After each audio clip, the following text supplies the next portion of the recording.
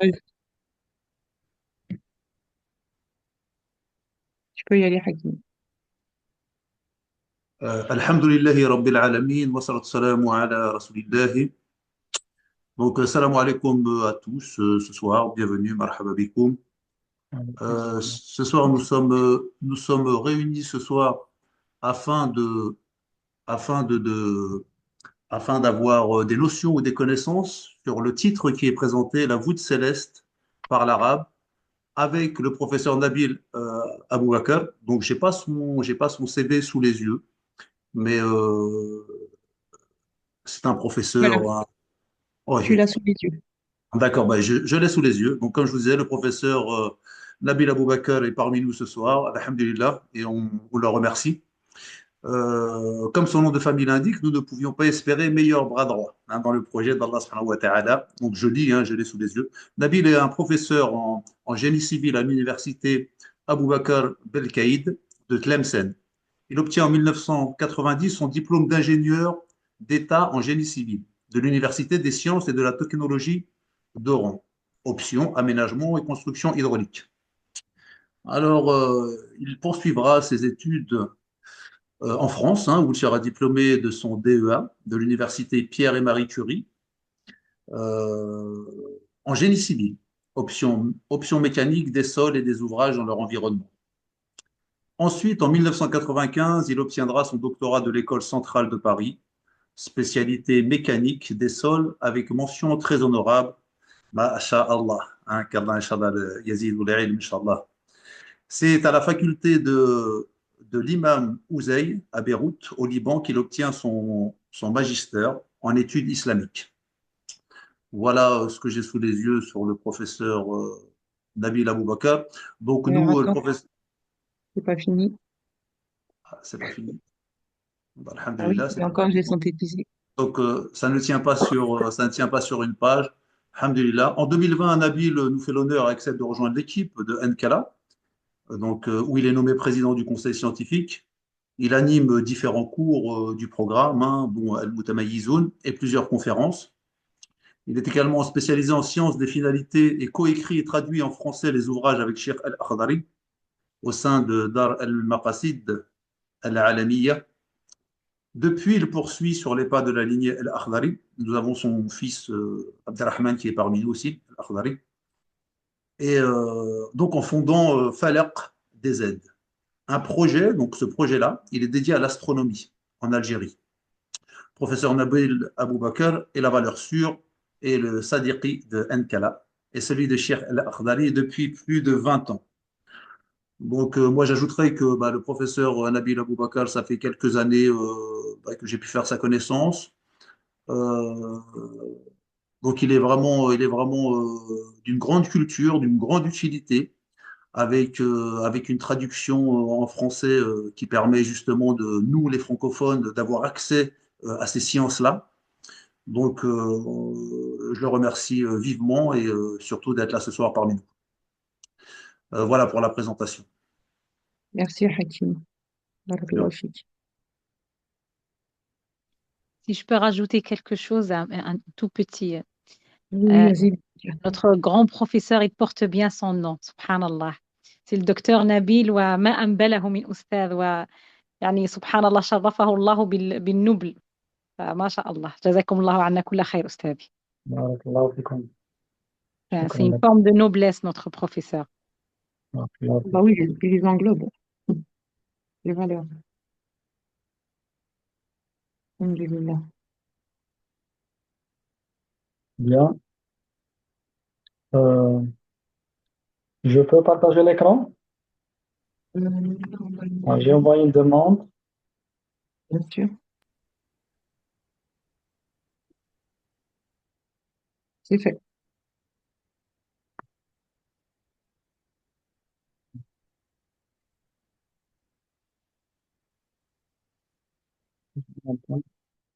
Bon.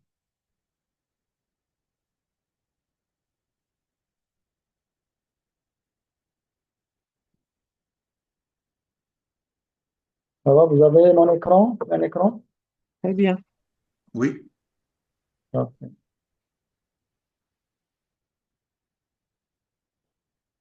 بسم الله الرحمن الرحيم.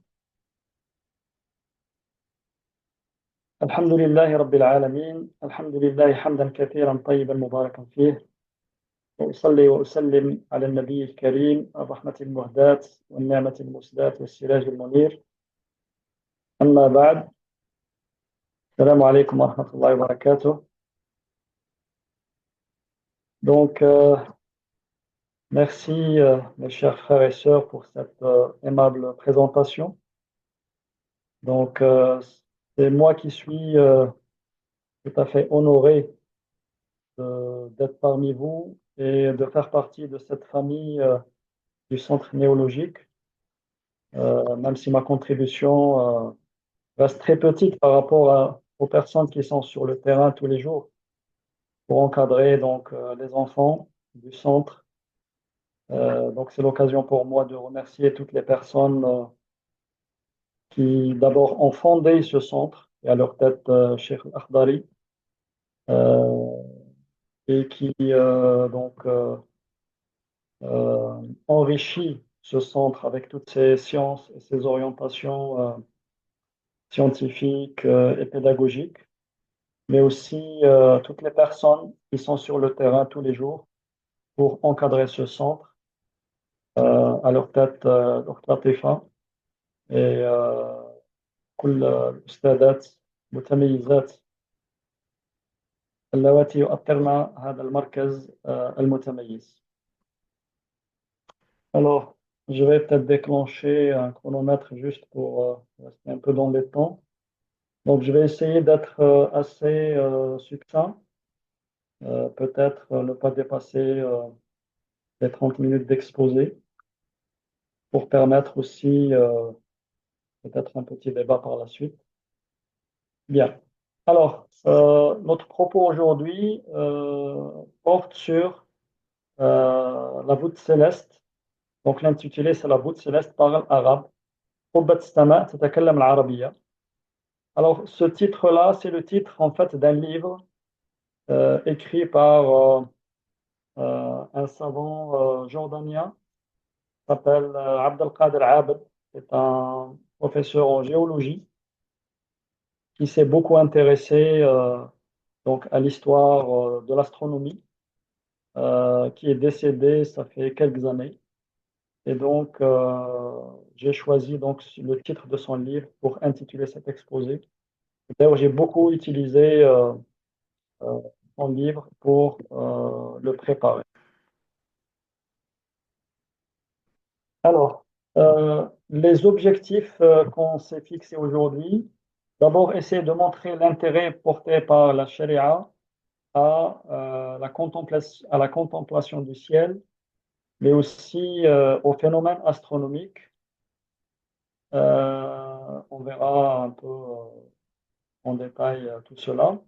Essayer d'expliquer pourquoi les noms d'un grand nombre d'étoiles ont une origine arabe. Donc, quand je parle des noms d'étoiles, ce sont les noms officiels adoptés par l'Union astronomique internationale, donc on trouve dans les atlas officiels, etc. Donc, comme c'était indiqué dans la diapo du centre, donc les deux tiers des étoiles de la voûte céleste portent des noms d'origine arabe. Donc, on va essayer de voir pourquoi et quel est le sens et l'origine de ces noms. Ben, on ne va pas voir tous les noms parce qu'il y en a énormément, mais on va voir cela à travers des exemples. Ce sera donc l'occasion aussi au passage de mettre un peu de lumière sur l'apport de la civilisation arabo-musulmane à l'astronomie mondiale et son interaction avec la civilisation grecque. Cet aspect, je pense, il sera aussi abordé dans les conférences suivantes, peut-être par celle de Dr Nassima et Dr Abdelrahman. Alors, le plan de présentation, il va y avoir quelques introductions rapides, préciser donc le devoir de contempler le ciel dans la charia islamique, l'importance des phénomènes astronomiques dans les actes cultuels, l'alphabet arabe entre le soleil et la lune. Ça, ce sera donc quelques introductions rapides. Ensuite, le cœur du sujet. Donc, pourquoi de nombreuses étoiles portent des noms arabes? Donc, on va essayer d'apporter quelques éléments de réponse à cette question. Et on passera donc quelques exemples. Et on va se focaliser au début sur les étoiles de la Grande Ourse, la constellation de la Grande Ourse, et les étoiles de quelques autres constellations à titre d'exemple. Et on terminera par une conclusion. Alors, le devoir de contempler le ciel. Donc, si on prend le Coran, bien sûr, à chaque fois qu'on veut mesurer l'importance d'un sujet, on regarde sa fréquence dans le Coran. Donc, si un sujet n'a pas du tout été évoqué dans le Coran, c'est que c'est un point de détail. Si c'est un sujet qui est très évoqué dans le Coran, ça veut dire que c'est un aspect fondamental sur lequel il faut s'attarder et se focaliser. Euh, alors, je ne sais pas pourquoi j'ai mélangé l'arabe et le français. Alors, plus de 100 versets du Coran parlent de l'univers. Pardon, pas 100, 1000. Plus de 1000 versets. Donc, أكثر من 1000 آية في القرآن حول الكون والنظر فيه. Donc, il y a plus de 1000 versets du Coran qui évoquent donc l'univers, la description de l'univers et l'invitation donc à tout le monde de contempler cet univers parce que c'est à travers l'univers qu'on peut comprendre les attributs d'Allah subhanahu wa ta'ala, sa science, son omnipotence et tous ses attributs. Par contre, si on regarde Ayat al-Ahkam, c'est-à-dire les versets qui contiennent le licite et l'illicite, les aspects culturels, les aspects de relations, enfin, toute la juridiction, je dirais, islamique, ce n'est pas plus de 500 versets dans le Coran. Et donc, ça montre l'intérêt d'observer, de contempler l'univers et de méditer sur tout cela. Donc, les versets du Coran sont très nombreux, comme on vient de le dire. قُلْ انظُرُوا ماذا في السماوات والأرض dit regardez ce qui est dans les cieux et sur la terre. Donc aussi, il y a beaucoup de versets qui parlent des étoiles, des planètes, des constellations. وَبِالنَّجْمِ هُمْ يَهْتَدُونَ أَفَمَنْ يَخْلُقُ كَمَنْ لَا يَخْلُقُ أَفَلَا تَذَكَّرُونَ. Et au moyen des étoiles, les gens se guident. Celui qui crée est-il semblable à celui qui ne crée rien? Ne vous souvenez-vous pas?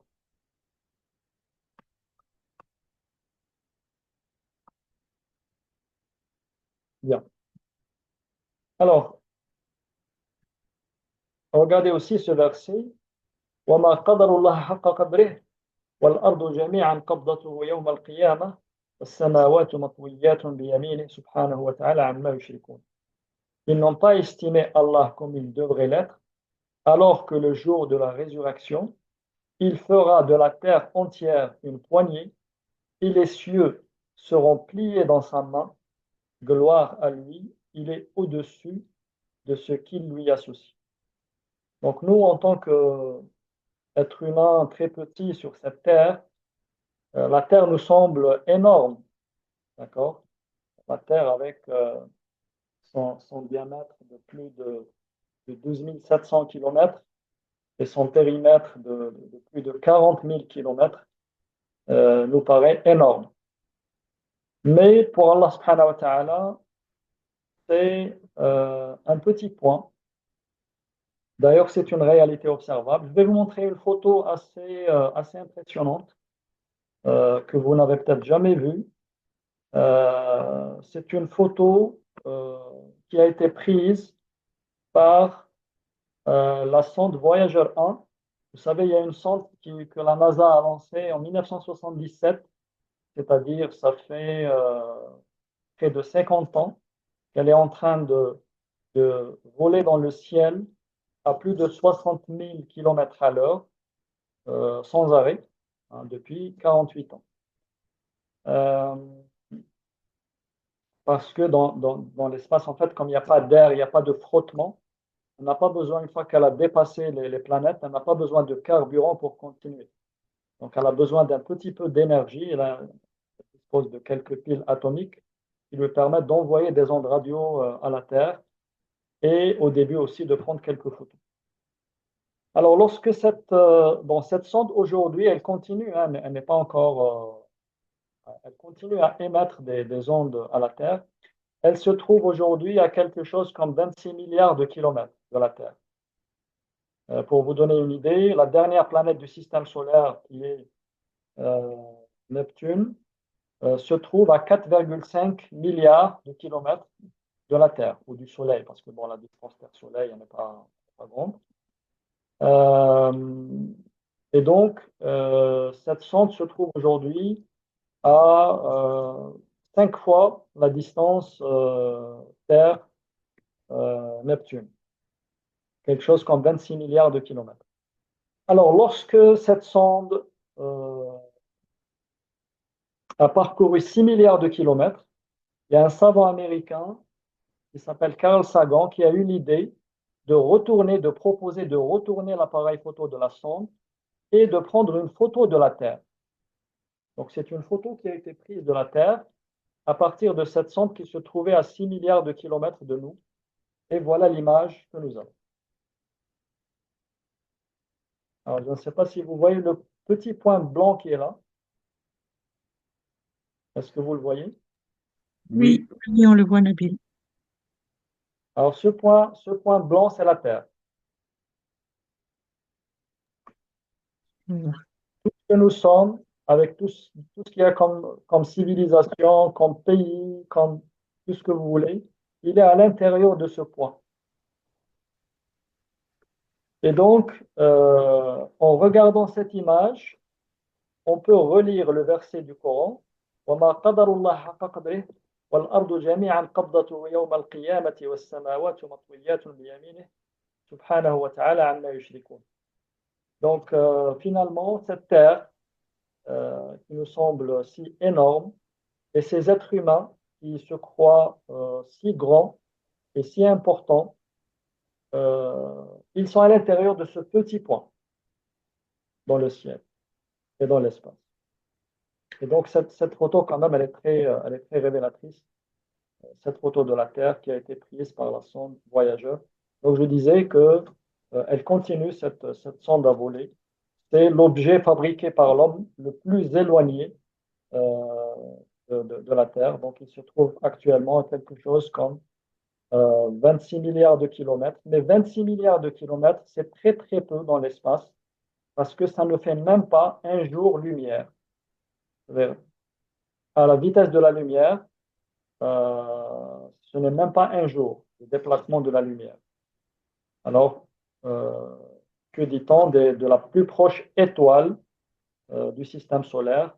La plus proche étoile qui se trouve à l'extérieur du système solaire, elle se trouve à plus de 4 années-lumière. 4 années-lumière. Et l'année-lumière, c'est 10 000 milliards de kilomètres. Donc voilà pour montrer un peu la grandeur de l'univers, qui est une créature d'Allah subhanahu wa ta'ala. Donc à travers cette grandeur, on peut avoir une idée de la puissance d'Allah subhanahu wa ta'ala et de son omniscience et son omnipotence.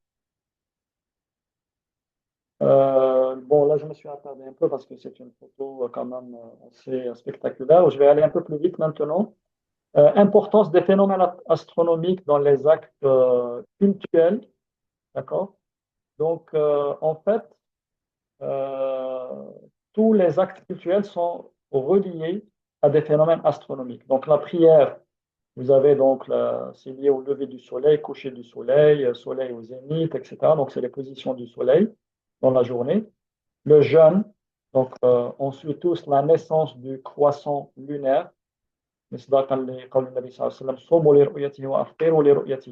Jeûner à la vue du croissant et interrompez le jeûne à sa vue, le jour du croissant. Mais est-ce que l'objectif, c'est uniquement guetter le début du mois, ou il y a aussi un objectif de contempler le ciel et de voir ces phénomènes astronomiques et à travers ces phénomènes, voir la puissance d'Allah subhanahu wa ta'ala.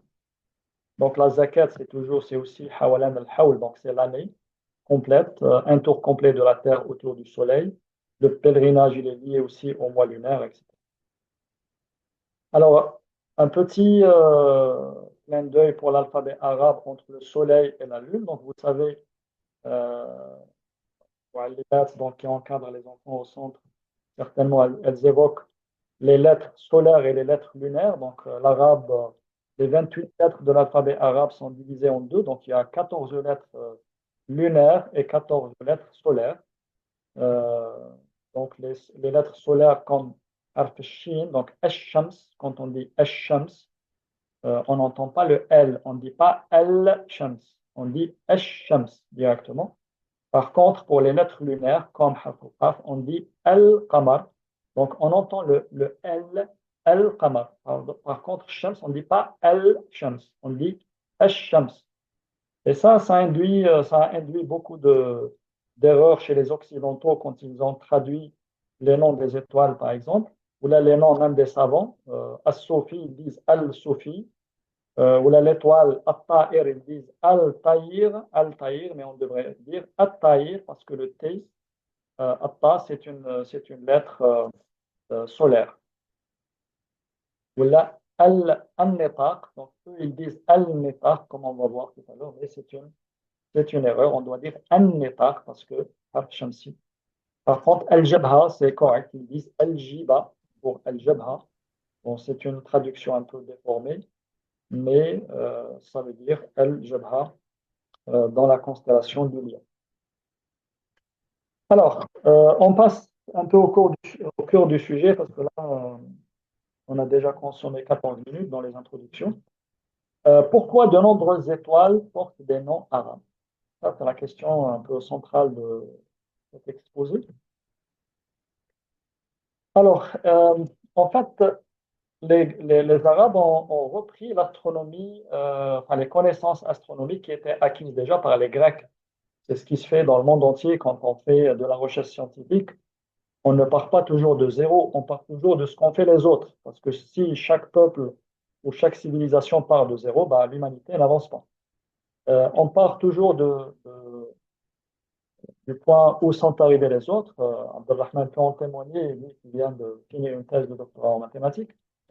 Et on continue.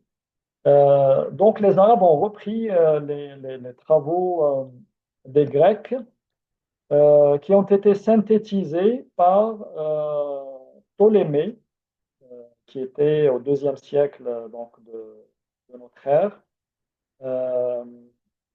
Ptolémée, que les Arabes ont nommé Batlaïmous, qui a écrit un livre qui s'appelle Al-Majest. Al-Majest, donc Kitab al-Majesté. Mais dans ce livre, donc bien sûr, les Grecs présentent leurs constellations et les étoiles, mais les Grecs ont très peu nommé les étoiles. Ils ont donné très peu de noms, ils ont donné plutôt des descriptifs. Par exemple, il te dit, voilà, ça c'est l'étoile qui se trouve au niveau de la queue de la grande ours. Et ça fait une phrase. Ça fait une phrase. Donc ça ne fait pas un nom. Par contre, les Arabes, ils avaient dans leur tradition donc l'habitude de nommer les choses et même de donner plusieurs noms à la même chose. Par exemple, le lion, il a plus de 100 noms dans la littérature arabe.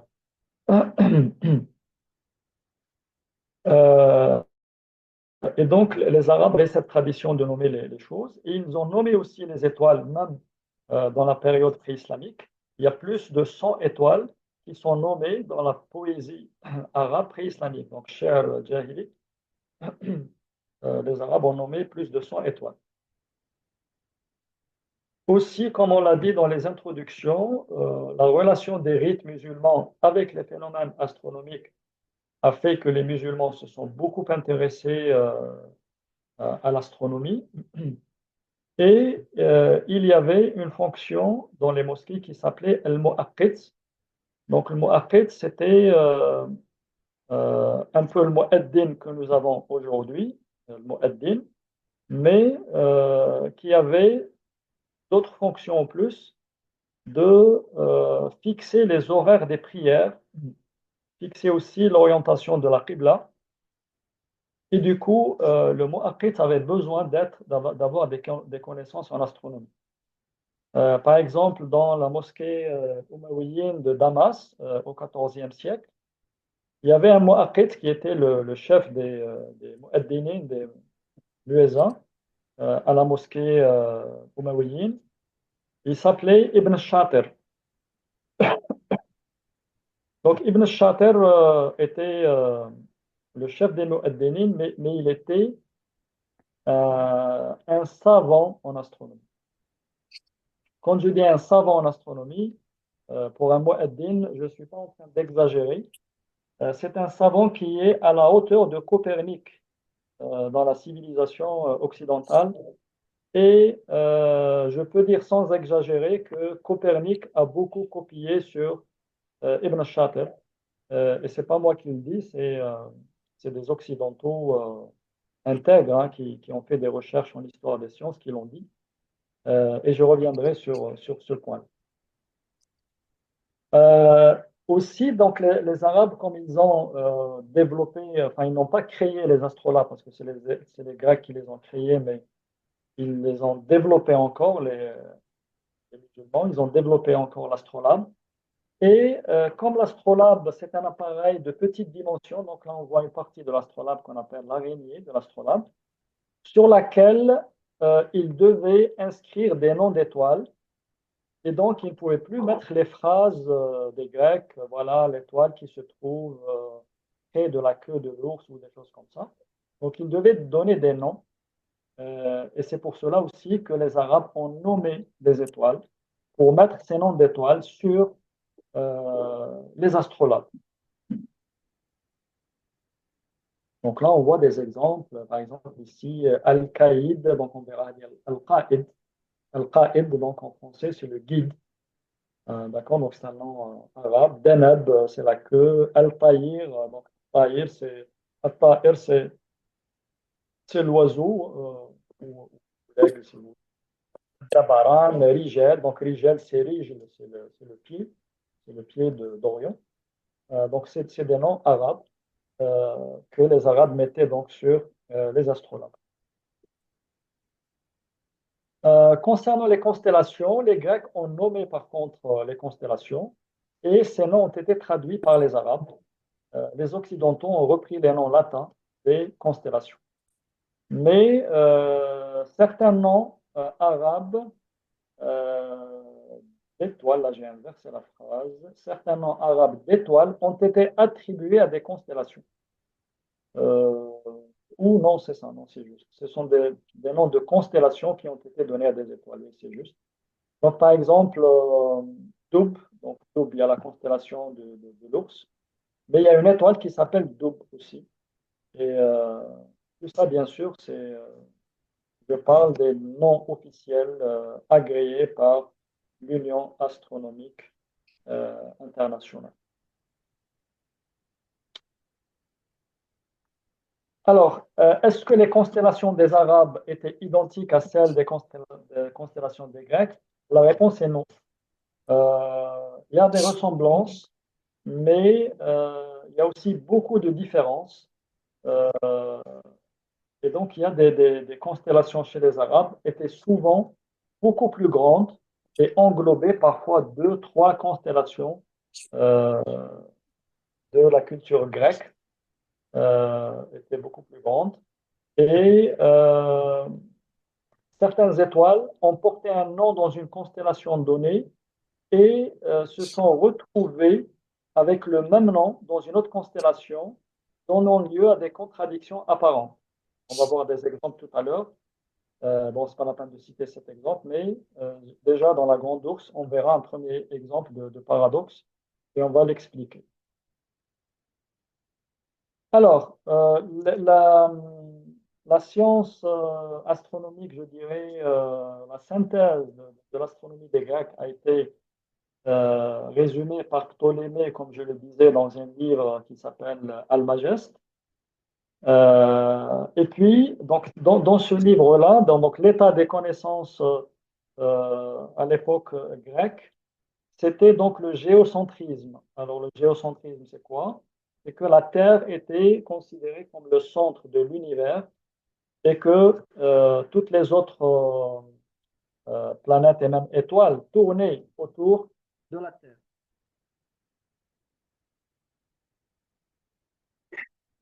Pardon. Il y a un verre d'eau qui n'est pas loin.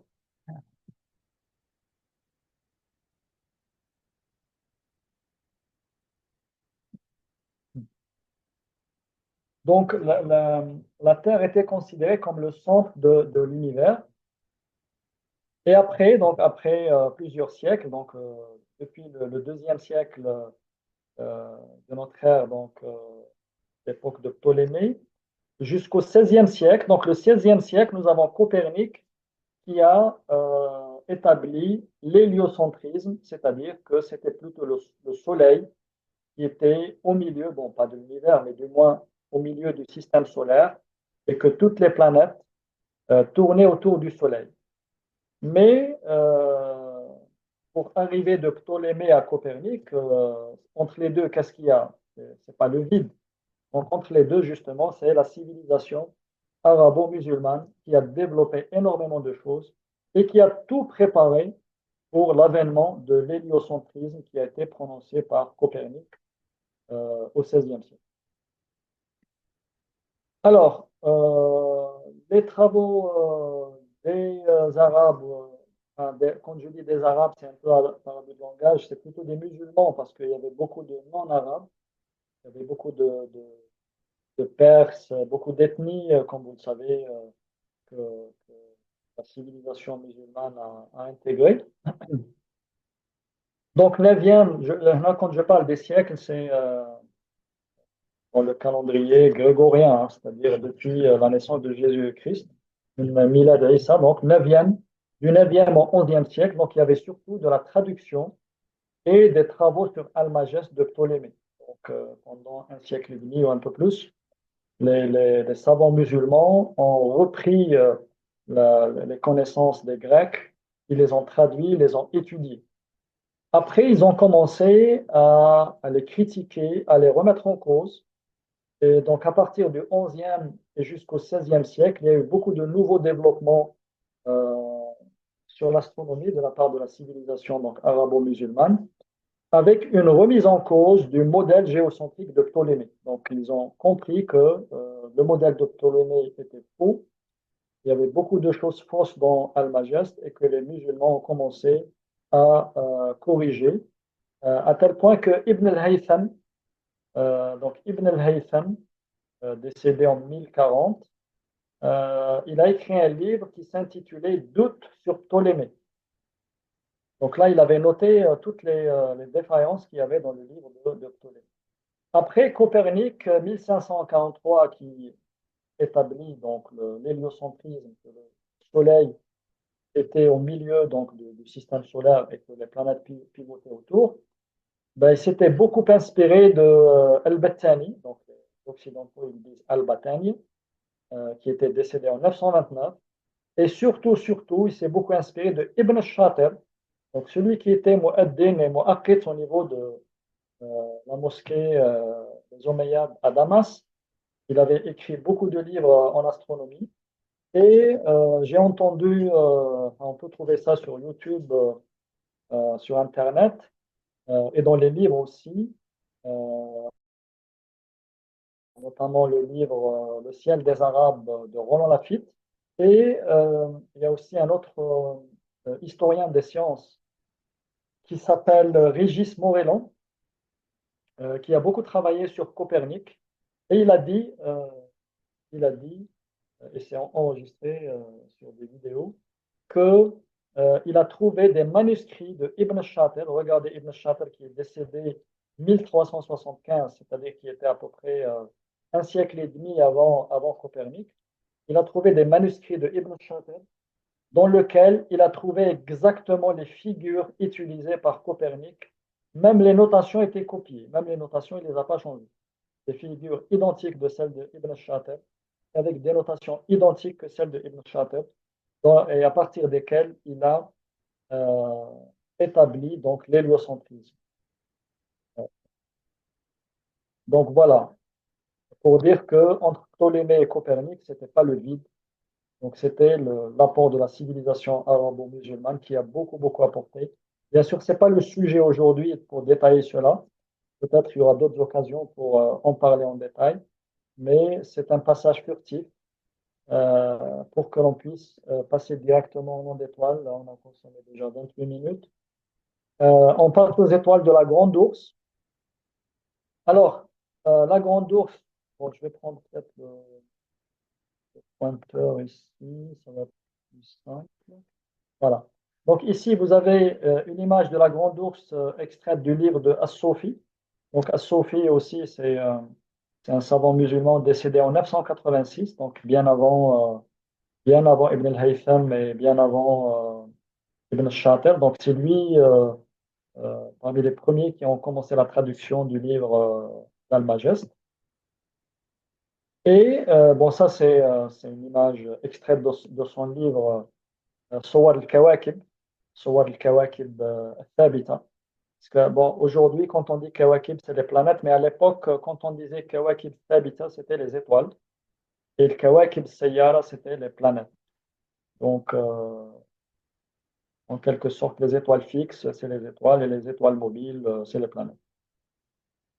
Alors, regardez bien, ça c'est la constellation de la Grande Ourse que Ustad Al-Atifa avait mis sur l'annonce de ces activités du mois de Ramadan. Alors, la Grande Ourse, elle est très importante.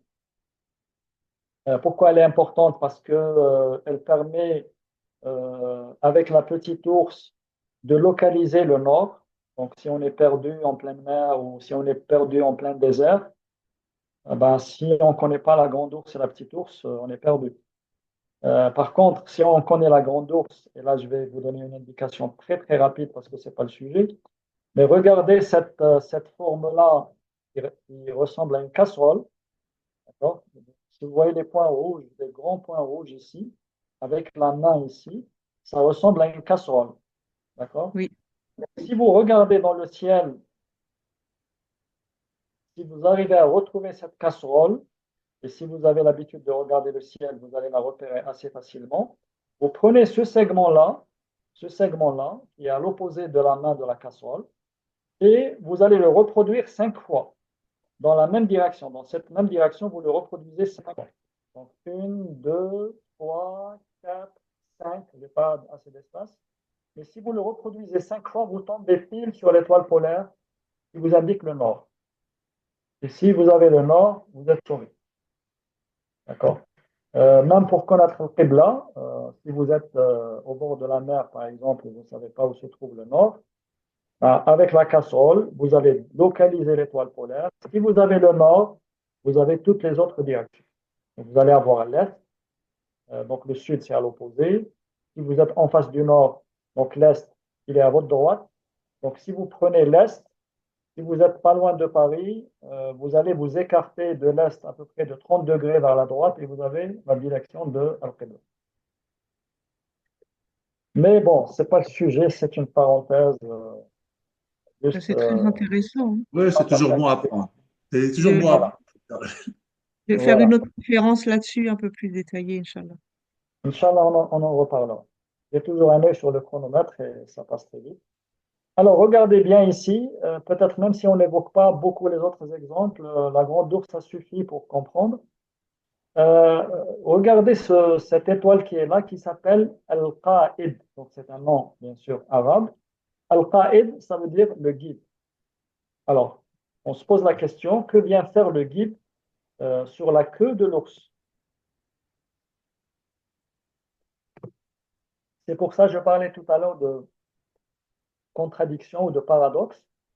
C'est vrai que donc, ces noms, ça découle d'un couplage, je dirais, entre les civilisations. C'est une accumulation, je dirais, de choses, de niveaux à travers différentes civilisations, ce qui est une excellente chose parce que le ciel, il a quand même rassemblé beaucoup de civilisations, même si aujourd'hui c'est difficile de les rassembler sur la Terre. Mais donc ce nom Al-Qa'id, on ne comprend pas pourquoi. Il y a plusieurs noms d'ailleurs sur la grande ours qui n'ont rien à voir avec l'ours.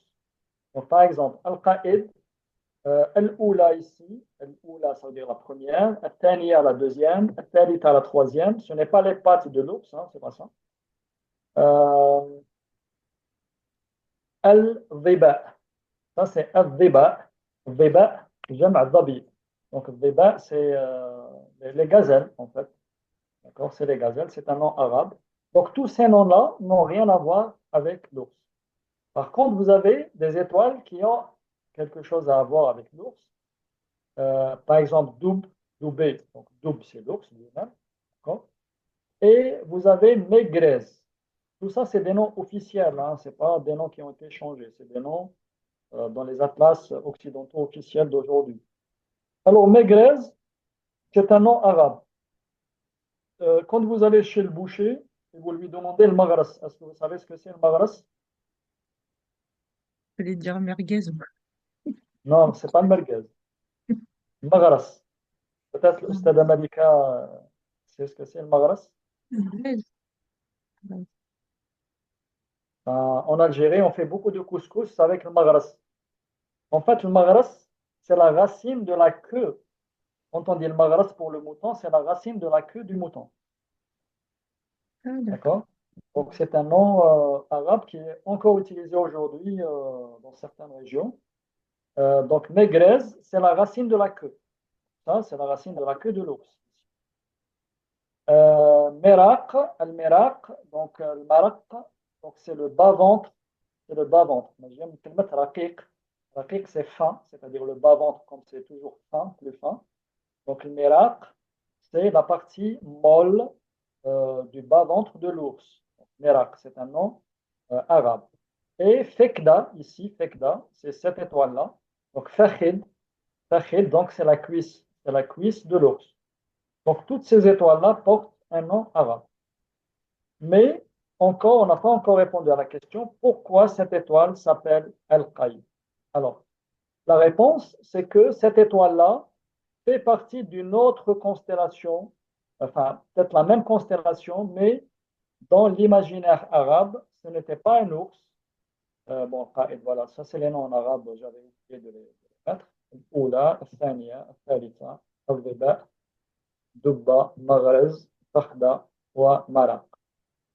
Alors, dans l'imaginaire arabe, on retrouve ici les étoiles de la casserole. Donc, vous voyez ici les 4 étoiles que vous avez ici et la main de la casserole ici. Donc, dans l'imaginaire arabe, ce n'était pas une ours, mais c'était Banat Nash. Alors, Nash en arabe, c'est quoi? Nash, c'est la civière. Vous voyez, vous avez ici un mort sur une civière et vous avez ses filles qui le portent. D'accord? Alors, toutes ces constellations, ça provient de légendes, de l'imagination des peuples. Donc, chez les Arabes, Nash, donc c'est quelqu'un qui a été tué, et les filles de Nash, qui prennent donc la civière de leur père, recherchent qui a tué leur père. Alors, en fait, elles ont suspecté El-Jedi, qui est l'étoile polaire, qui se trouve, comme je l'ai dit, un peu plus haut ici. D'accord? Elles ont suspecté, bien sûr, dans cette légende, l'étoile polaire. Mais en fait, ce n'est pas le Jedi, ce n'est pas l'étoile polaire, c'est Suhail qui a tué leur père et qui s'est évadé vers le sud. D'accord? Et elles ont commencé à tourner autour de l'étoile polaire parce que quand on fait bouger le temps dans le planétarium, par exemple, on voit que ces étoiles-là tournent toujours autour de l'étoile polaire qui, elle est fixe parce qu'elle indique toujours la direction du nord. Et ces étoiles-là tournent sans arrêt autour de l'étoile polaire parce que les filles de Nash, selon la légende, essaient d'attraper donc celui qui a tué leur père.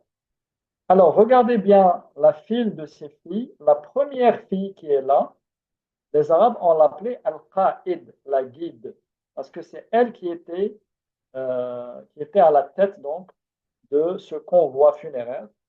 Donc, ils l'ont appelée Al-Qa'id. C'est à partir de là que cette étoile-là a gardé le nom de Al-Qaïd, même si elle s'est retrouvée dans la constellation donnée par les Grecs. Elle s'est retrouvée donc à l'extrémité de la queue de l'ours. Donc voilà un peu l'explication. Après, l'oula ou thaniya, donc la première, la deuxième et la troisième, c'est des sauts. En fait, c'est des doubles étoiles là. C'est des sauts de gazelle parce qu'il y a la constellation du lion qui est un peu plus bas. Et la légende dit, lorsque le lion tapa le sol de sa queue, les gazelles sursautèrent. Et donc là, nous avons les sauts des gazelles que vous avez tout autour. Bien sûr, je ne vais pas rentrer dans tous ces détails-là. Je voulais juste, à travers des exemples, vous montrer comment donc ces noms d'étoiles arrivent jusqu'à nous en passant par différentes légendes. Euh, Parfois, on ne comprend pas a priori pourquoi telle étoile porte tel nom. Donc là, ça c'est بيت شعري لإبراهيم بن هرمة يتحدث عن بنات نعش يقول وبنات نعش يستدرن كأنها بقرات رمل خلفهن جآذر. Donc, et les filles de Nash tournent comme si c'était des oryx. Les oryx, c'est des espèces de gazelles de la péninsule arabique, comme si c'était des oryx suivis de leurs petits. Donc, il y a beaucoup de poèmes comme ça dans lesquels on trouve des noms d'étoiles et des noms de constellations, soit dans la période pré-islamique ou dans la période islamique. J'ai consommé en fait tout le temps. Donc là, très très rapidement, je vais passer sur des exemples. Alors par exemple ici, vous avez la constellation du Lion, qui comporte aussi beaucoup de noms arabes, Denebola. Donc Denebola, en fait, c'est un nom composé de Danab al-Asad. Donc Danab, c'est la queue, Asad, c'est le lion. Donc en fait, c'est Danabul Asad. Et ils ont supprimé la dernière partie et ils ont gardé Denebola. Vous avez El Jebha de tout à l'heure, El Jebha, donc même si elle est écrite de façon un peu particulière. Al Minkhar, donc c'est le museau. Minkhar. Vous voyez ici Minshir. Bon, parfois c'est écrit Minkhir, parfois Minshir. Donc il y a eu beaucoup de déformations lorsqu'ils ont traduit les noms arabes. Là, vous avez le triangle d'été avec ces trois étoiles connues qu'on voit dans le ciel en plein été. Et Danab, At-Tahir, ça se voit. Mais Vega, même Vega, c'est un nom arabe. Ça ne se voit pas parce que le V et le Ga n'existent pas en arabe. Mais Vega, à l'origine, c'est un nom arabe qui provient de An-Nasr al-Waqi'. Donc, Waqi', ça veut dire tombant. Donc, Nasr al-Waqi', c'est l'aigle tombant. L'aigle tombant. Donc, Waqi', elle a été déformée en donc, Vega. Waqi', elle a pris la forme de Vega. Donc, Tu as Vega, dit, c'est un nom. tu as dit l'aigle? L'aigle tombant. Tombant, Oh, qui tombe. Donc, ok. l'aigle avec ses ailes qui sont fermées, et donc il est tombant. L'aigle Merci. tombant. An-Nasr al-Waqi'. Donc là, c'est la constellation du taureau. Et vous avez une étoile très très connue qui s'appelle Aldébaran. Donc Aldébaran, c'est un nom arabe, Ad-Dabaran. Dabaran, ça veut dire suiveur. Pourquoi? Parce que cette étoile-là va toujours suivre Thoraya. Donc la légende dit que Dabaran voulait se marier avec Thoraya et elle, elle ne voulait pas de lui. Et il n'arrêtait pas de la suivre tout le temps. Euh, et donc il s'appelle Ad-Dabaran. Vous avez Cassiopée, donc Dhat al-Qussi, qui contient aussi beaucoup de noms arabes, Al-Rukba, Sadr, Al-Kaf. Donc tout ça, c'est des noms arabes. Orion, alors la constellation d'Orion, je passe très vite. La constellation d'Orion, c'est beaucoup de noms arabes aussi. Vous avez Bételgeuse. Donc Et maintenant, Bételgeuse, même si ça a une connotation latine, mais c'est un nom arabe. C'est Yed el-Jawza. Donc Yed el-Jawza. Donc pourquoi ils ont dit Bételgeuse? Pourquoi B au début? Ah,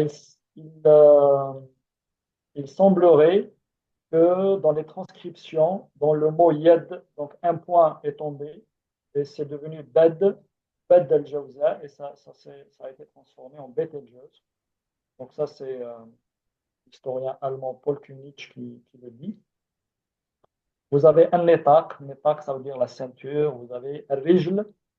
Bon, les Occidentaux, parfois ils ne savent pas comment prononcer.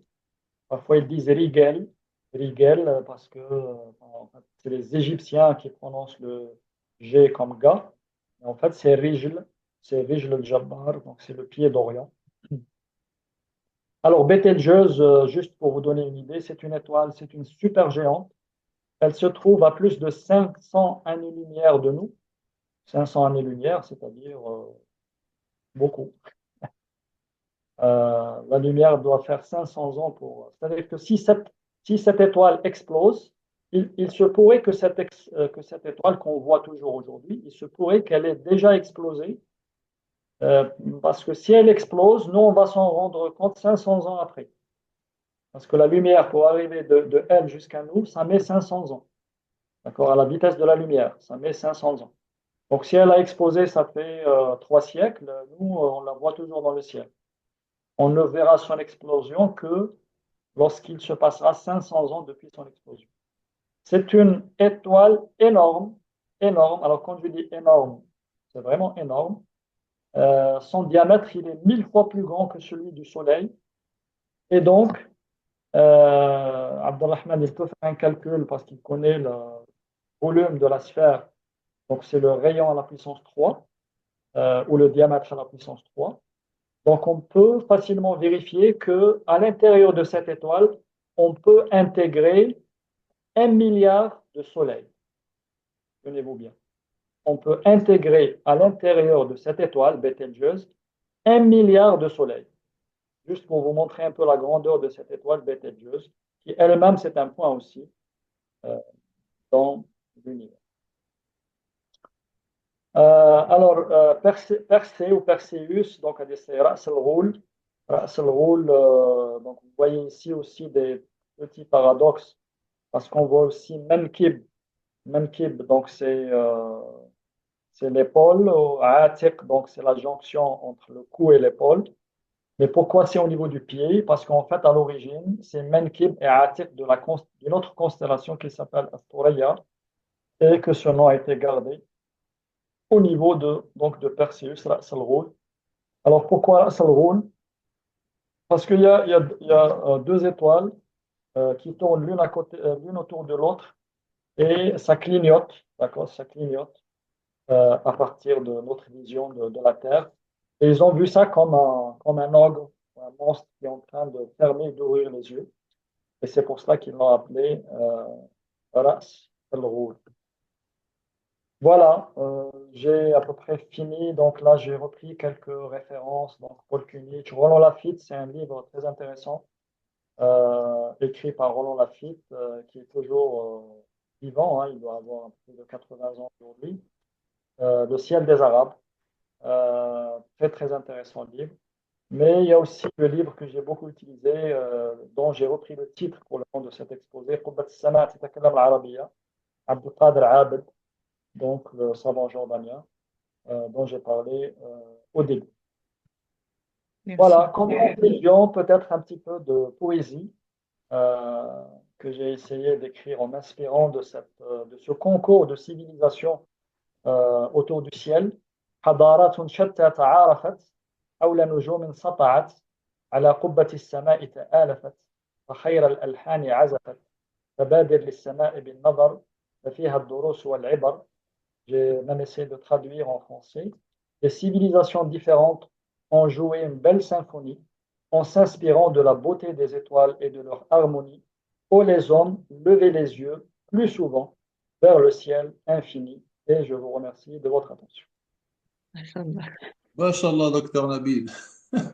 Machallah. Je C'est- pense, je pense que tu peux rajouter sur ton CV en tant que poète bientôt. Hein? Ça fait longtemps, oui. Machallah. J'ai dépassé largement le temps, donc je m'excuse, mais Ah non, ما très, شاء très الله bien. أستاذ زادكم الله علما ما شاء الله بارك الله فيكم. Oui. Je vous ai dit que c'était la valeur sûre. Non, très bien. Machallah. Est-ce qu'il y a des questions ou un commentaire ou chose Chir, que je... moi, peut-être juste un commentaire en rapport avec, tu nous as parlé, bah, tu nous en avais déjà parlé lorsqu'une étoile explose, tu as cité une étoile, on peut voir cette étoile, de moi, cette explosion-là, 500 ans après. C'est ça ou pas? tout à fait, oui. Est-ce Tout qu'on à peut fait. faire, est-ce qu'on peut faire un lien dans la sourate Al-Ma'arij sur les voies d'ascension? Lorsque Allah subhanahu wa ta'ala il dit les anges ainsi que l'esprit montent vers lui en un jour dont la durée est de 50 000 ans. Et vu qu'au début tu nous montrais un petit peu, tu nous montrais la Terre vue de la sonde qui était à 6 milliards de kilomètres, c'est ça? Oui, tout à fait. Donc on peut faire un lien peut-être sur les unités de mesure finalement. Exactement. Barakallahu fik, Hakim, cette remarque. En fait, tout est relatif. Euh, euh, Nous, les êtres humains, enfin, on mesure 1,60 m, 1,70 m, 1,80 m. Si on se compare par rapport à des êtres microscopiques qui mesurent euh, 1 milliardième de mètre, 10-9, 10-9 mètres, ça veut dire que nous, on est 1 milliard de fois plus grand. D'accord? Et si on prend l'être humain avec 1 mètre, on va dire, bah, si tu multiplies par 1 milliard, ça te fait 1 million de kilomètres. Ça fait quelque chose d'énorme. Donc, euh, nous, on est énorme par rapport à un microbe, par exemple, ou un virus, ou un atome. Bon, un atome, c'est encore beaucoup plus petit. Euh, et donc, euh, en fait, tout est relatif. Tout est relatif. Tout est très petit et tout est très grand. Ça dépend de l'échelle à laquelle on va se mettre. Quand on parle de 25 milliards de kilomètres que la sonde voyageur a parcouru pendant près de 50 ans, 25 milliards de kilomètres, ça a l'air d'être énorme. Mais en fait, c'est une journée-lumière. C'est une journée-lumière. C'est-à-dire, si on parcourt cette distance avec la vitesse de la lumière, ça se parcourt en une journée, en même pas 24 heures. D'accord? Et donc, l'année-lumière, dans ce cas-là, c'est quoi une année-lumière? Une année-lumière, c'est 10 000 milliards de kilomètres. Mais une année-lumière, c'est très, très, très petit. C'est infime dans l'univers.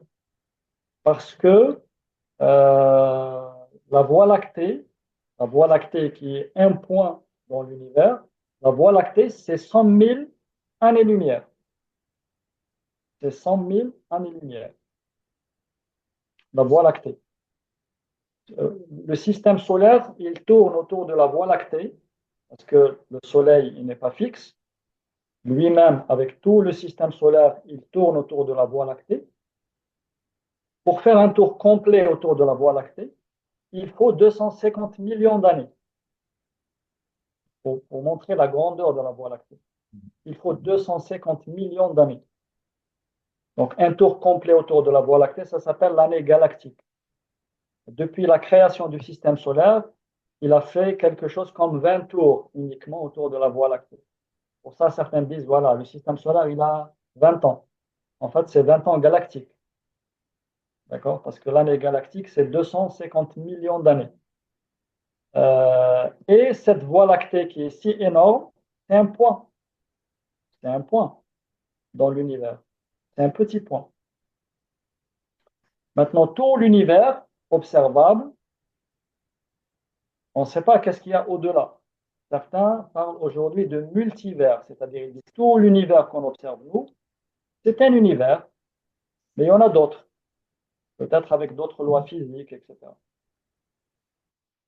Ça c'est que notre petitesse d'abord à nous et la grandeur du Créateur, la grandeur de la sphère. C'est pour ça qu'il y a plus de 1000 versets dans le Coran qui nous exhortent à lever les yeux vers le ciel et vers l'univers.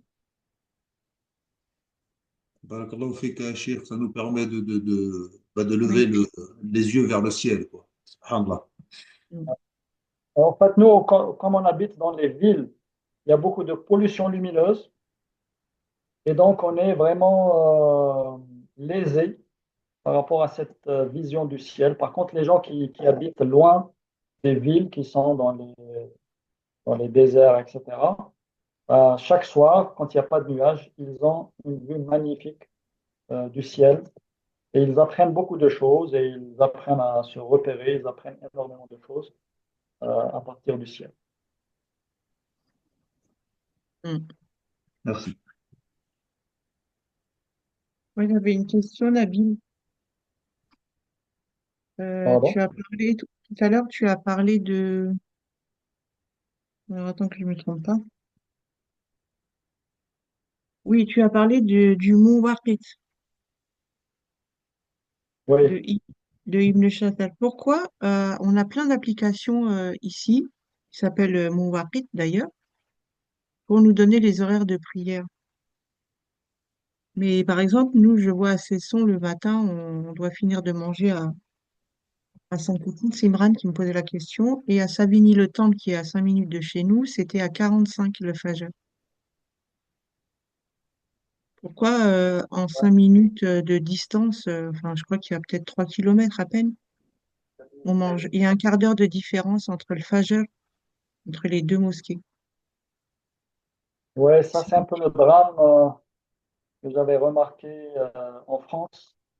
C'est c'est un peu malheureux un peu cette situation euh, parce que les musulmans n'arrivent pas à se mettre d'accord, serait-ce que sur les horaires de prière qui sont quand même,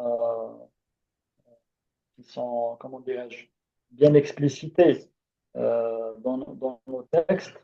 Et on n'arrive pas à se mettre d'accord sur les horaires de prière. Donc, comment on peut se mettre d'accord sur des choses encore plus subjectives? Ça, moi, je trouve ça dramatique. Il faut que les gens, au moins, se mettent autour de la table pour se mettre d'accord sur les horaires de prière, mais aussi sur le début du jeûne. On voit encore aujourd'hui des pays qui ne jeûnent pas avec les autres. Donc, les mawaqit que tu vois sur les applications, c'est pas muaqit, c'est mawaqit. C'est jamais miqat, mawaqit, awqat. Awqat salat. Awqat salat. Mais muaqit, c'est un métier. En fait, le muaqit, Mm. c'est celui qui finit les horaires de prière. Euh, donc, je parlais de Ibn Shatir qui était muaddin et muaqit. Et il était Raïs al-Muaddinin, donc c'était le chef des Muaddinin de Jamal Umawi à Damas. Et il était donc un astronome. Il a d'ailleurs développé pas mal d'outils euh, pour indiquer les horaires de prière, pour indiquer euh, Qibla, etc. Donc, cette fonction de mu'aqqit, euh, elle est très importante euh, parce qu'à l'époque, comme il n'y avait pas de montre, etc., donc c'était le mu'aqqit, c'était lui qui définissait ces horaires-là. Euh, et puis, le fait que tous les actes cultuels, les prières et tout ce que j'ai expliqué au début sont reliés à des phénomènes astronomiques, c'est pas fortuit. Mm. Bon, c'est d'abord, ça m'a été révélé donc, dans la péninsule arabique où il y avait pas de technologie, il n'y avait pas de, voilà, de sciences particulières. Donc, les actes cultuels étaient reliés à des choses simples que les Bédouins pouvaient observer facilement dans le ciel. Mais aussi, le fait de relier les cultes ou les rites au phénomène astronomique, c'est aussi une façon d'exhorter les croyants à lever les yeux vers le ciel et à Ouais. regarder. Aujourd'hui, quand il y a le débat, par exemple, sur le début du mois de Ramadan, par exemple, est-ce qu'il faut les calculs, il ne faut pas les calculs, etc. Bon, les calculs, on peut les utiliser, bien sûr, ils sont là. Euh, Ça permet Ben, de d'être savoir d'accord. beaucoup de choses, mais ça Mm. n'empêche pas de lever les yeux vers le ciel pour aller voir aussi le croissant, la naissance du croissant lunaire. Parce que, bon, malheureusement, Cheikh n'est pas présent avec nous parce que j'aurais au moins parlé sous son contrôle en sa présence. Mais c'est une question qu'on pourra discuter avec lui une autre fois. Le fait de dire Somu li ru'yatihi wa aftiru li ru'yatihi, est-ce que c'est la seule finalité, c'est de détecter le début du mois, ou est-ce qu'il y a aussi une finalité d'observer le ciel, d'observer les phénomènes, de Mm. méditer sur tout cela pour accéder à la connaissance d'Allah subhanahu wa ta'ala. Je reste sur la question, moi je ne donne pas de réponse. Ah oui, parce que même chez la mosquée turque, c'est à 5h01 et la mosquée à Savigny-le-Temple, hein, et l'autre mosquée, c'est à 5h42 ou 5h35, dépend des sites. Ouais, ouais. C'est, donc, j'ai Il pas faut su voir les répondre. critères, il faut voir les critères à partir desquels ils ont établi ces horaires-là. Mm. Parce que le Fajr, en fait, le Fajr, c'est les gens qui habitent loin des villes qui connaissent le Fajr. Nous, on ne connaît pas le Fajr parce que on a beaucoup de pollution lumineuse et on n'arrive pas à détecter le moment où c'est le Fajr. Mais les Bédouins, à l'extérieur des villes, ils savent à la seconde près dire, voilà, c'est là.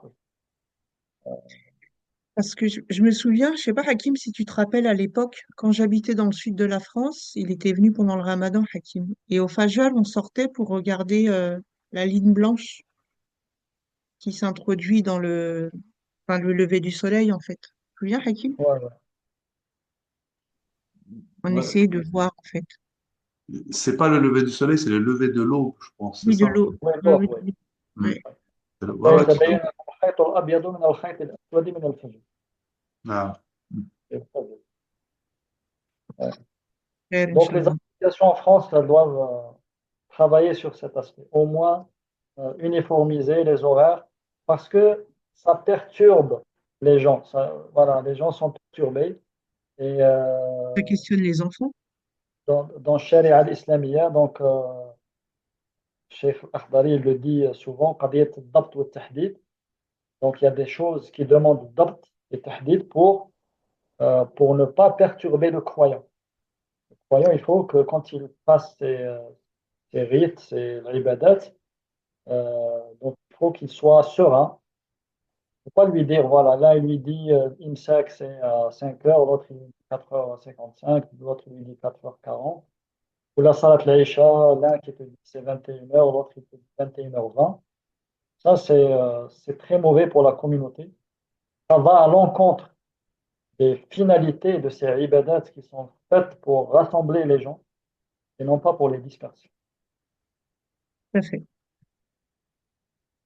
Allah yajib al-khair, comme dirait Cheikh Al-Akhdari. Amin. Est-ce qu'il y a des questions? Faut pas hésiter. Ah bah, il y a Abdelrahman Abdel. a levé la main. Parfait. Salam Euh, alaikum. Merci beaucoup, Dr Nabil, pour la présentation. C'est très intéressant. Donc, j'ai trois questions. La première, est-ce qu'il y a une relation entre la boussole et le grand ours? Est-ce qu'il y a une relation? Parce qu'ils ont utilisé les deux dans la navigation. Pardon, Abdelrahman, tu as dit entre la boussole et… Et la grande Et le ours. grand ours, Ah oui, d'accord. les étoiles. D'accord. La deuxième D'accord. question, c'est pourquoi le nord est le plus important par rapport aux autres directions, donc le sud, etc. Et la troisième question, quelle est la forme des étoiles? Est-ce que sphérique ou il y a des étoiles avec des formes non euclidiennes, c'est-à-dire, je sais pas. D'accord. Merci, Donc c'est ça les questions. Abdelrahman. Barakallahu fik. Alors, en fait, la boussole, elle indique le nord magnétique, qui n'est pas tout à fait le nord géographique. Il y a une déclinaison, il y a une petite correction à faire qu'on appelle la déclinaison. Euh, donc, en fait, l'étoile polaire, elle donne le nord géographique. Elle donne, donc, quand on descend de l'étoile polaire vers l'horizon, on tombe sur le nord géographique. Si on met une boussole, elle sera légèrement décalée de ce nord géographique parce qu'elle donne, elle, le nord magnétique. Donc, il y a une correction à faire. Il faut apporter une correction. Cette correction, elle varie en fonction de l'endroit où on se trouve sur la Terre. La correction, elle est variable. Euh, Après, la deuxième question, tu as dit pourquoi le nord, c'est le plus important. En fait, le nord n'est pas plus important que les autres points cardinaux, mais juste parce que on a un moyen de détecter le nord. L'étoile polaire, elle donne le nord. Donc, parce que dans le mouvement en fait, le mouvement des étoiles, c'est un mouvement à part, en fait. C'est le mouvement de la Terre qui tourne et on voit que les étoiles tournent, d'accord? Mais en fait, l'étoile polaire, pourquoi elle ne tourne pas? Parce que l'axe de rotation de la Terre, il va vers l'étoile polaire. La Terre, elle tourne autour d'un axe qui est incliné de 23,5 degrés par rapport à la perpendiculaire à son orbite. Et cet axe-là, il va dans la direction de l'étoile polaire. C'est pour ça que lorsque l'étoile tourne, la Terre tourne, l'étoile polaire, elle reste dans un point fixe. C'est un peu comme lorsqu'on est dans un manège, on tourne autour d'un axe, donc l'axe avec il ne bouge pas. Tout le reste, il bouge, mais l'axe, il ne bouge pas. Donc, on parle beaucoup du nord parce qu'on a un moyen, on a une étoile qui nous l'indique. Mais on n'a pas une étoile qui nous indique toujours la position de l'est. Parce que toutes les autres étoiles, elles sont mobiles. Et cette étoile polaire, c'est dans l'hémisphère nord, hein. C'est valable pour l'hémisphère nord, pas pour l'hémisphère sud. Après, il y avait une troisième question. Est-ce C'est que quelles sont c'est les des formes formes sphériques? d'étoiles? Les Ah oui, formes pour les étoiles, oui. sphériques. Euh, Je n'ai pas de réponse sûre à cette question. À ma connaissance, euh, c'est des formes sphériques. Euh, Est-ce qu'il y a d'autres formes pour les étoiles? Euh, Sincèrement, je ne sais pas. Enfin, il faut que je vérifie ça.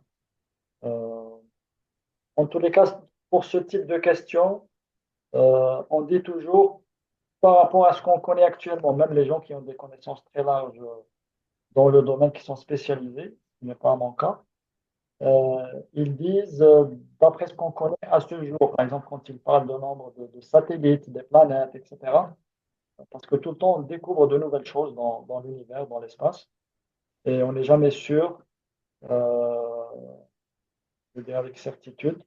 Les planètes, on parle par définition, la planète, elle doit être sphérique, sinon ça ne sera pas considéré comme une planète. Le reste, ça peut être des astéroïdes ou autre.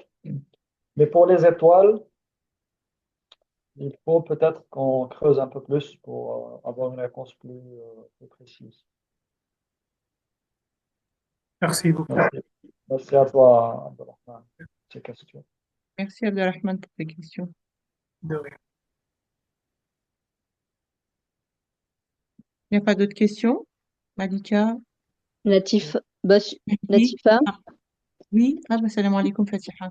salam. Bon, moi, j'ai pas de questions, mais par contre, je souhaitais vous remercier parce que je trouvais hyper intéressant ce Zoom. Merci au Cheikh de son savoir. Extraordinaire, hein. Moi, franchement, j'ai été captivée. Et quelle pédagogie, parce que tout était clair. En plus, le Cheikh s'exprime très bien en français. Faudrait le faire venir dans nos mosquées. Et qu'est-ce que je voulais dire d'autre? Merci à toi, Latifa, en tout cas, parce que tu sais très bien que moi, j'apprécie la religion, enfin les sciences religieuses mêlées enfin, à la science des réalités, tout simplement. Je sais pas comment je pourrais l'exprimer. Donc, merci parce que à chaque fois que vous proposez comment dire, un zoom sur la religion, il y a toujours, c'est toujours captivant. Enfin, je peux jamais y assister, mais le peu de fois, enfin, même dans tes réunions, hein, il y a toujours un sens à la réalité des choses et ce que Dieu a créé, tout simplement. Enfin, voilà, il y a des explications logiques. Et enfin, franchement, enfin, moi j'apprécie. Voilà. Si ça pouvait être tout le temps comme ça, je pense que les jeunes aimeraient souvent, comment dire, participer à ce type d'événement, enfin d'événement, comment de savoir, de Merci. transmission de savoir, tout simplement. Voilà. Donc Donc, merci c'était beaucoup en Fatiha. tout cas. Merci Et à en toi, plus, Fatiha. à l'école, j'ai pas le souvenir qu'on avait tous ces petits détails-là, hein. Non, c'est sûr. Faut aller à l'école de l'Akhdari pour avoir tout ça. Ah Je vous ouais, non, présente non, Fatiha qui est élue à la mairie de Savigny-le-Temple. Elle l'a pas dit, mais moi je le dis. Donc, qui nous suit depuis quand même très longtemps et qui à la base était dans ce projet. Mais bon, ça s'est pas fait comme ça, mais elle est là, elle nous soutient. Et, ouais, euh, bah, j'espère que elle est de Savigny-le-Temple, donc la question l'a interpellée aussi sur les horaires de prière. Et Inch'Allah, quand bah, nos professeurs viendront, que ce soit Nabil ou Cheikh ou Abdelrahman et les autres, et ben, on essaiera de reproposer à la mosquée, pardon, de Savigny. ouais, ouais, parce que Faire- c'est vrai qu'on est souvent perdu, hein. Moi, chaque année, je me pose la même question. Bon, là, j'y ai pas pensé. C'est toi qui en a parlé. Et, c'est vrai que c'est compliqué, quoi. Enfin, ouais, Oui, personne n'est au ça même confirme. niveau. Oui, Voilà. En tout cas, merci beaucoup pour votre présence parmi nous et pour vos compliments. En tout cas, j'allais dire la même chose que la TEFA, c'est l'école Akhdari, hein. Cette méthode, c'est l'école Akhdari. Oui, oui, je sais bien. Vous saluerez votre papa. Je crois que c'est votre papa, c'est ça? je crois que c'est le papa à tout le Euh, monde. c'est le C'est le père papa de Abdelrahman. Abdelrahman qui est présent parmi nous, Abdelrahman Lakhdari. Ah, En d'accord. fait, Ok. moi, c'est aussi mon papa dans un certain sens, hein, mon papa De cœur. spirituel et Ouais. scientifique, Ouais. Ouais. que j'ai appris beaucoup de choses avec lui depuis plus de 20 ans, hein. Depuis Mm. quelque chose comme 25 ans maintenant. Bon, bah écoutez, Il faut merci en rester tout cas. connecté, Fatiha, parce que demain, c'est Hakim qui nous fera une intervention. Ouais, mais envoie-moi sur mon perso, s'il te plaît, parce que j'ai pas tout le temps. Enfin, D'accord. aujourd'hui, je suis tombée par hasard. Et Abdelrahman va nous faire aussi une conférence sur les mathématiques et l'astronomie. Ah oui, La très bien, relation entre les deux. Ouais, très bien, impeccable. ouais. Et d'ailleurs, avec bah, l'heure actuelle dans notre monde d'aujourd'hui. Très Voilà. bien. J'enverrai ça, Inch'Allah. Merci beaucoup. Salam alaikum. Ok. Alaykoum salam. Malika, t'as pas de questions? Non, non, non, alhamdoulilah, tout est clair Mehdi, et impressionnant toujours. Imran, il s'est Subhanallah. endormi. Barakallahu Je suis fik, sûre Oustaz. qu'il aurait eu plein de questions, mais il s'est endormi.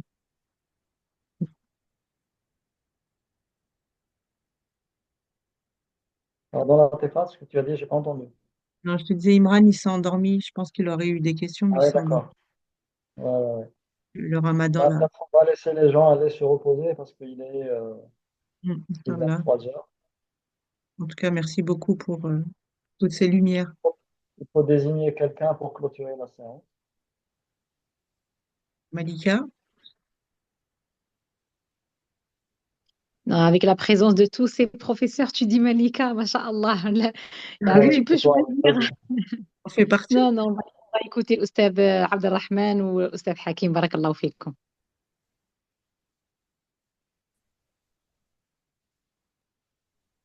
Je laisse l'honneur à Abdelrahman. Pour moi, la personne qui a commencé va terminer. Donc, s'il vous plaît, Logique dit. Dr. Hakim. Comme ça, tu entraînes ta voix pour demain, Hakim. Comme ça, tu vas Voilà. entraîner ta voix. Elle est déjà bien entraînée. Alhamdulillahi Rabbil Alamin. والصلاة والسلام على رسول الله. الحمد لله الذي جمعنا في في هذا المجلس العلم. نحمده الله في هذا شهر المبارك وفي ليال المبارك. نشكر أستاذ دكتور نبيل أبو بكر على ما قدمنا. اللهم علمنا وانفعنا ما علمتنا. اللهم زده العلم والهدى والإخلاص، ويحفظ كل من يعلمنا ديننا وأهليهم. اللهم اغفر لنا ذنوبنا في هذه الليالي المبارك. اللهم علمنا وانفعنا ما علمتنا. اللهم طهر قلوبنا وعقولنا من النفاق والشقاق. اللهم اجعلنا من المخلصين، من المخلصين ومن المتقين. اللهم في هذه الليلة، ليالي المبارك، اللهم بعدنا من النار، اللهم بعدنا من النار، اللهم بعدنا من النار. اللهم ادخلنا في الجنة الفردوس بغير حساب، واشف كل مرضانا وارفع عنهم كل سقم، إنك أنت الشفيع. سبحان ربك رب العزة عما يصفون، والسلام على المرسلين، والصلاة والسلام على رسول الله، والحمد لله رب العالمين. بارك الله فيكم. آمين. بارك الله فيك حكيم. Merci beaucoup. آمين. بارك الله بارك فيك الله أستاذ. فيك Merci à حكيم. tous. Merci à vous. جزاكم Voilà, الله خيرا. à demain, Inch'Allah. À Salam demain, alaikum. Inch'Allah. Wa alaikum salam wa rahmatullahi wa barakatuh. جزاكم الله خيرا. السلام بسم الله. عليكم. السلام Salam. عليكم. Merci Mehdi. Salam وإياكم. alaikum. وعليكم السلام. Merci Nabil. Salam alaikum à toi. السلام عليكم. Wa alaikum salam wa rahmatullahi. Ah, mais il y avait Mohamed qui parle.